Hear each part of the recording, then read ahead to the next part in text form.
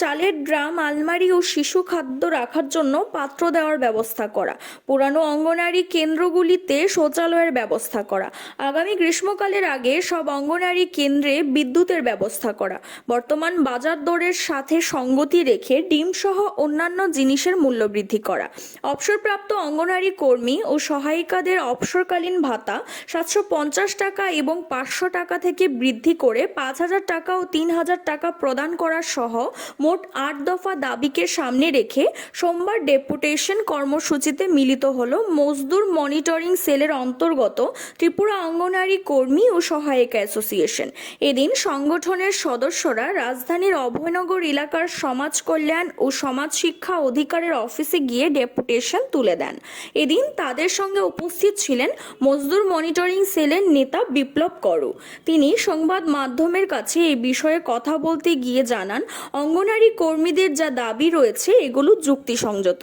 রাষ্ট্রবাদী সরকার তাদের এই দাবিগুলো পূরণে এগিয়ে আসবে বলেও অভিমত ব্যক্ত করেন। ভিত্তিতে আজকে ডেপুটেশন দাবিগুলো সবগুলোই পুরনো, নতুন করে আবার প্রদান করা। তার মধ্যে আমাদের প্রথম যেটা দাবি সেটা হলো, আমাদের কেন্দ্রে প্রায় 10-12 বছর হয়ে গেছে চালের ড্রাম। আপনারা সবাই জানেন অঙ্গনওয়াড়ি কেন্দ্রে খিচুড়ি খাওয়ানো হয়, চাল ডাল দপ্তর থেকে দেওয়া হয়।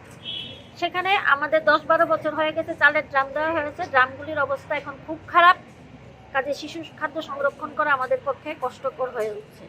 তাছাড়া আমাদের সকালে যে মর্নিং স্ন্যাক্স সেন্টারে দেওয়া হয় সেগুলি সংরক্ষণ করার জন্য আমাদের কিছু জিনিসপত্র লাগবে, তা নিয়ে আমাদের প্রথম দাবি। দ্বিতীয় দাবি হচ্ছে, আমাদের প্রত্যেকটা অঙ্গনওয়াড়ি কেন্দ্রে পুরনো যেগুলো, নতুনগুলোতে শৌচালয় আছে, কিন্তু পুরনো যে অঙ্গনওয়াড়ি কেন্দ্রগুলো আছে সেগুলোতে কোনো ধরনের শৌচালয় নেই, প্লাস অঙ্গনওয়াড়ি কেন্দ্রের অবস্থাও খুব খারাপ। সেগুলোকে মেরামতি এবং শৌচালয়ের ব্যবস্থা করা আমাদের একটা দাবি।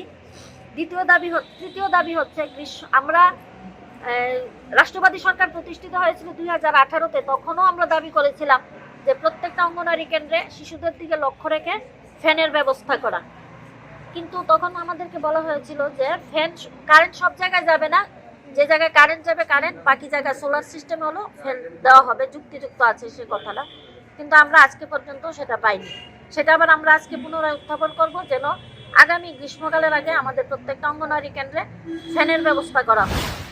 CRI TV, channel for news and entertainment.